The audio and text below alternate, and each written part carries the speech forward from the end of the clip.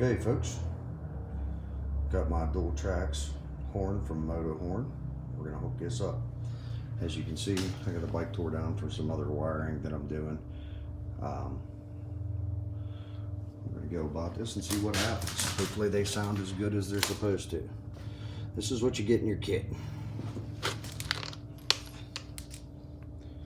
Get a couple bolts, couple nuts, some wires with spades on them, your instructions. Now, we're going to follow this wiring diagram, kind of. I'm going to go ahead and get the horns mounted, and I'll show you them when I'm done. Okay, as you can see, I like to keep the look of my bike the same, so I tucked them up on the frame behind the forks. I did stop and get some stainless bolts and washers because I wasn't quite sure if that's what came with it. As you can see, I had to put a spacer in there to get it to clear the frame. So, moving on. We come up here, and I've already located, this is the power to the horn switch. And this is the neutral to the horn switch, which you want to find. Now, to go the way they want to do it, you're going to need an inline fuse. I hate using them splicer connections, but it's the easiest way to get by with what we're doing. I normally splice and solder everything, but not today. You're gonna need a relay, some extra wire.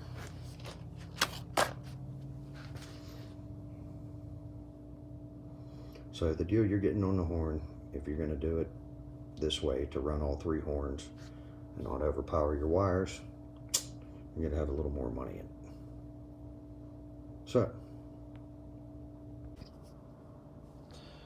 So this is your relay, clearly marked on there. Now this is a 5-pin. You will not be using a center pin on here. You're going to be using 4 of them. And to keep from anything bumping the connectors, I did buy the pigtail for it. A little more money, but I feel better that way. Nothing's going to short out. Okay, so got this together. Little dielectric grease on it before I put it together. Always a good idea. Now we are going to jump from your horn wire. I'm using 20 gauge wire. They say 18 to 22. I'm going to jump from the horn wire down to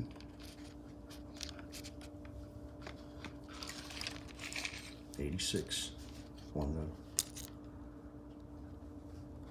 relay. Get that done, show you what it did. Okay, I advise you to do this one at a time if you're using the same colored wires. So, we tie in to our horn wire that we have located earlier, run down, and we are jumping into, make sure I got the right one, we are jumping into 86 on your relay. Now, we need to run a neutral or a ground to 85 on your relay, which is the blue wire. So what I did, the ground wire coming off of the horn, I spliced into that instead of running everything to the battery. As you can see, I did solder these, and I used adhesive lined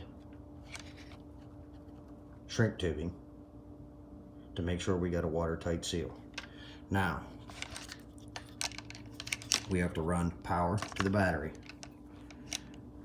which I am not going to do. I'm going to run this to the fuse panel, and I will show you what I did when I get it done. I do not like anything drawing power when the ignition is not on. So I'm going to show you how to do this right after I get it hooked up. We are going to put an inline fuse in here also. Okay, here we are. We got our hot tied in, soldered, shrink wrapped. Got our 15 amp fuse. instead of tying direct into the battery, which will leave it on all the time. If you come over here, you can see, get a Napa and pick up some of these clips.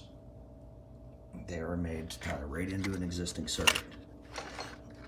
This clip tucks in behind your fuse, so you can put one of these on here that'll run power right to the new fuse. This is the same fuse that runs the horn now, so you're protected with the fuse, so there shouldn't be any overdraw. Right into the power on here.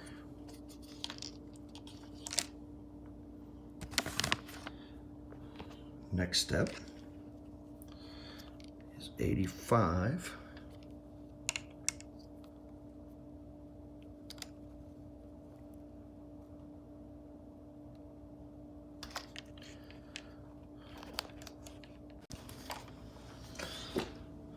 Okay.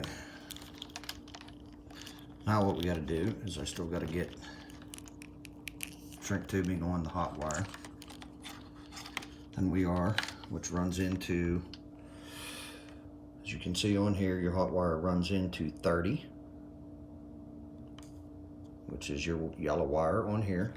If you get the pigtail coming out of the back, out of 87, I'm going to run a line up underneath here, drop it down to the horns for power. Once I get that done, I'll show you what I did. Okay, I made up my power feed wire to the horns, solder them right into your heavy wire,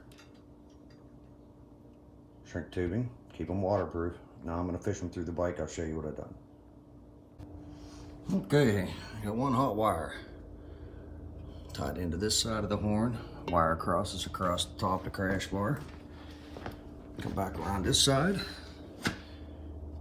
See, I tied the other hot wire into here. Comes up to the splice. Wire tied it here, tucked it down in. Run it down the channel where all your wiring's at. Gonna tie this one in to the relay, and then I'll be right back. Okay, got the power to the horns tied in. Took the 5th and unusable wire on this relay. Put some shrink tubing on it, heat the end up, squeeze it with pliers, seals it right up. I'm gonna run that ground to the horn. I'll show you what it's like.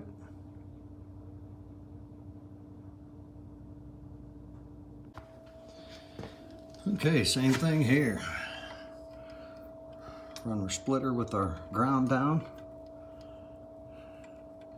Tied it into the horns, brought it up, wire tied it. Wire tied everything together.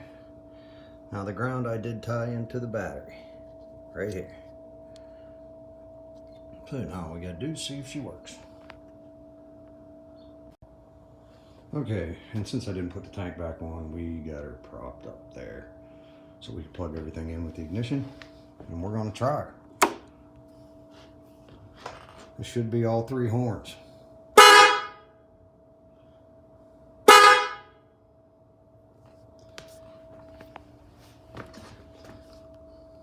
She's definitely loud. Doesn't sound anywhere like an air horn like I thought it would, but it does sound like a horn. So there you go. Moto horn on a Harley. Hopefully this helped.